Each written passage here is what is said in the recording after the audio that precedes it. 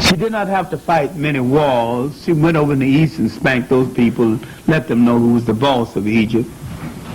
She went down south and let those people know that, look, I'm your relative, so you shouldn't be, I don't want no trouble from you.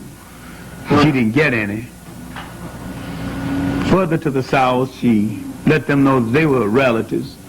She started what might be the diplomatic corps, sending emissaries down the coast and sending eventually to Egypt, to Kingdom of Kameh that later became India, and to China. And that relationship lasted for 1,000 years. She built her famous temple that's still there, one of the most beautiful temples in the world. Built it so well she could have a regiment of 3,000 soldiers in her basement. If any trouble started, she could walk to a certain part of the room and stomp her feet, and people would be at her assistance almost over in a minute. Wise and brilliant woman, the first great female ruler of history that we have a record of. She came out of the 18th dynasty.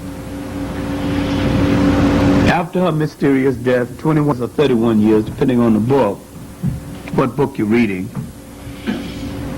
the brother who was angry because she kept him out of power, Thutmose III, came to power. The one thing she had taught him is what power was. While he was angry with her, she did send him on missions where he could learn power. And when he came to power, he was one of the greatest and one of the most powerful pharaohs of all. He ruled all northern Africa, parts of Western Asia, parts of the South. Had more land territory than 3 times more than the Roman Empire.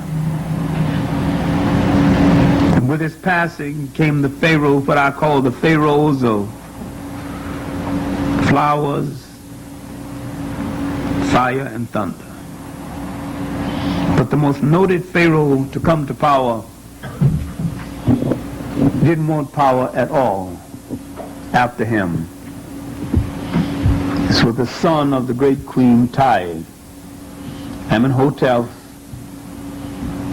IV, who came to power as Akhenaten, the poet, religious reformer, who got tired of the multiplicity of gods and announced the concept of one God. Multiplicity of religions and announced the concept of one religion. And this put a whole lot of preachers out of business.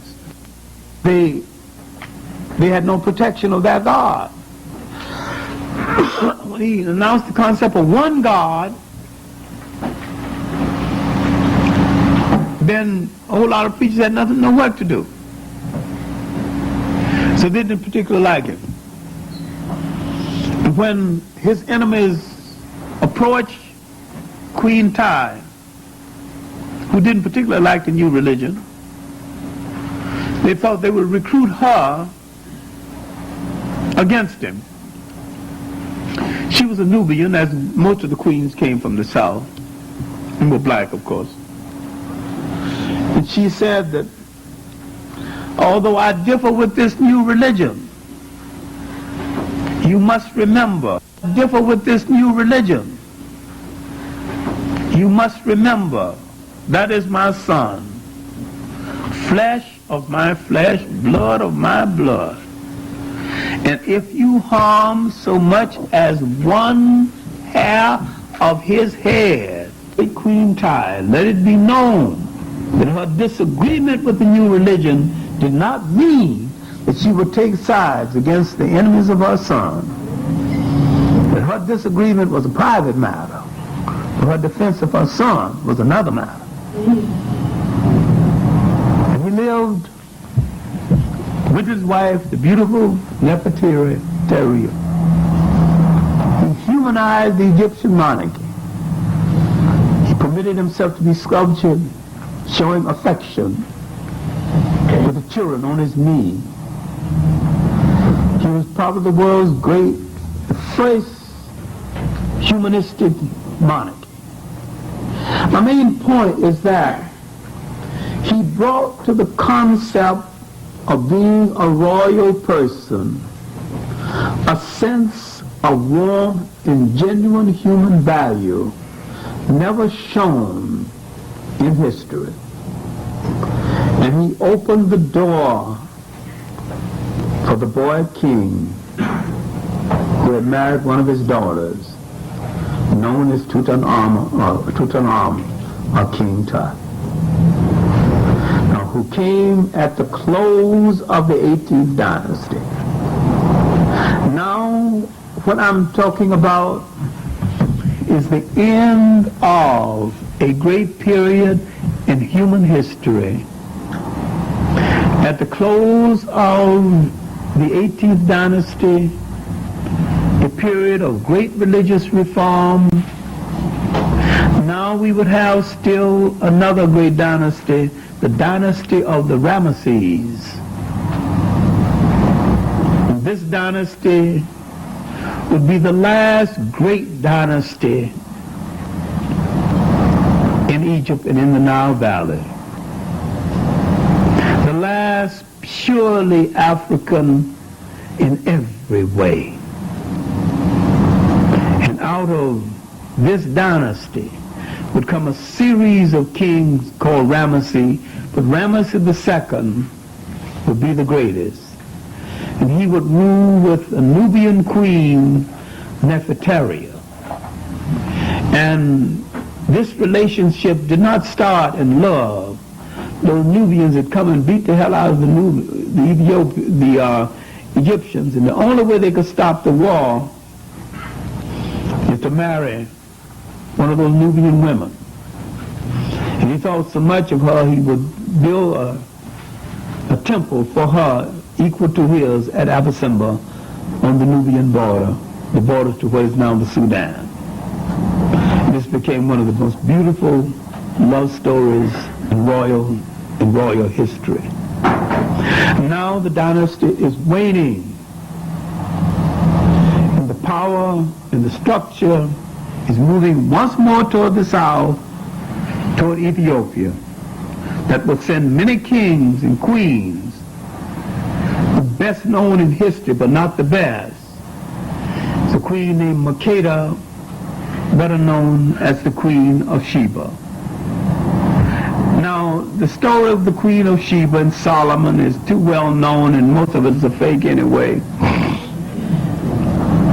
Partly Jewish folklore. Sir Henrik